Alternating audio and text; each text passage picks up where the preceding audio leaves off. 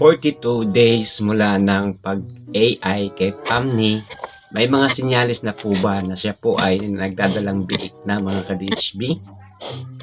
What's up mga ka-DHB? Isang magandang araw na naman po sa ating lahat po mga ka-DHB at welcome na naman po kayo sa ating panibagong video. For today's video mga ka-DHB ay ang ika-42 days wala nang ma-AI si Pamni namin.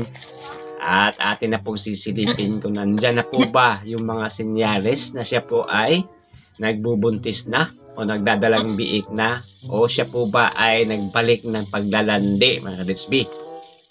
Ayan, kung gusto nyo po panoorin yan at malaman yan, huwag nyo kalimutan palang mag-hit ng like at i-subscribe ang ating channel at hit yung notification bell para lagi tayong updated sa mga i-upload pa ni ka-DHB. Ano-ano na po ba ang mga sinyalis na mga ka-DHB?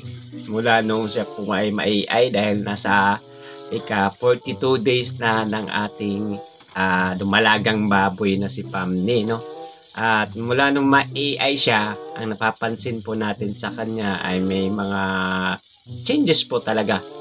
Mula nung siya pa ay hindi pa na AI versus ngayon na ika-42 days niya mula nung pag-AI. So ang sinasabi ko noon mga ka-DHB, dalawang beses po natin i-check up kung siya po ay nagtuloy ng pagbubuntis mula nung ika-18 days until 25 days niya. At ngayon, ang pangalawang pag-check up natin sa kanya na ika-42 days onward mga ka-DHB. 2 days na ni Pamni, kaya atin na pong sisilipin kung siya po ba ay nagtuloy na ng pagbubuntis at wala pong mga sinyalis na siya po ay nagbalik ng paglalandi mga ka-DHB. So ito po yung mga basihan natin na para malaman natin yung mga dumalagang baboy natin na siya po ay nagbubuntis na. So kaya update na po natin ang 42 days ni Pamni mula ng pagka-AI po mga ka-DHB. Atin pong i-update sa inyo kung may lumabas po ba ng sinyalis na siya po ay nagbalik ng paglalandi. At sinek na po natin ang mga sinyalis kung naglalandi siya uli, pero wala pong sinyalis na siya po ay bumalik sa paglalandi. So ibig sabihin mga ka-DHB, buntis na po ang ating baboy na si Pamni dahil nandito na rin po ang mga sinyalis ng pagbubuntis ng ating baboy na si Pamni. So medyo bumilog ng kanyang tiyan at mahinhin at tahimik na po siya ngayon mga ka-DHB. At ayaw niya magpalapit ng ibang mga hayop dito sa may kulungan niya. Hindi na po siya kagaya nung hindi pa siya nagbubuntis ay talagang napakaingay niya.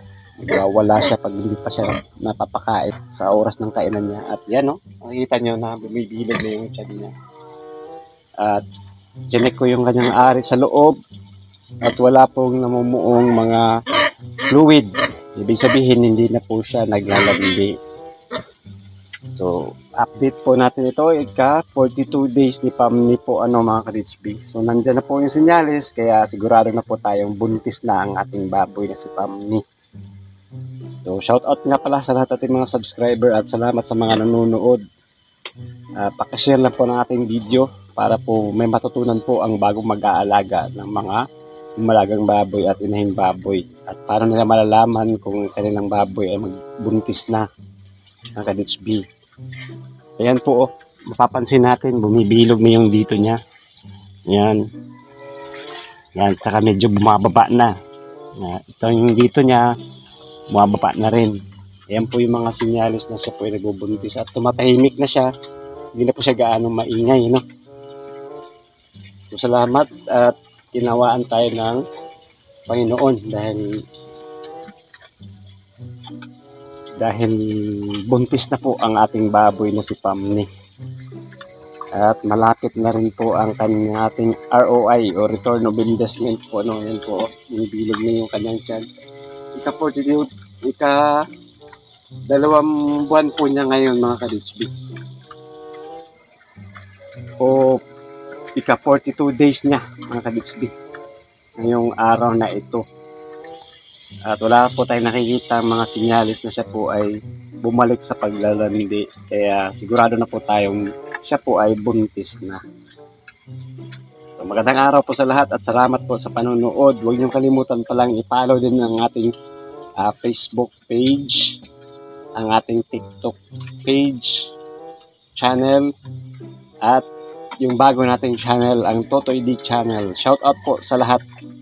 Maraming salamat po sa panonood at suporta ninyo. At malapit na po ang Pasko, kaya Merry Christmas po sa lahat.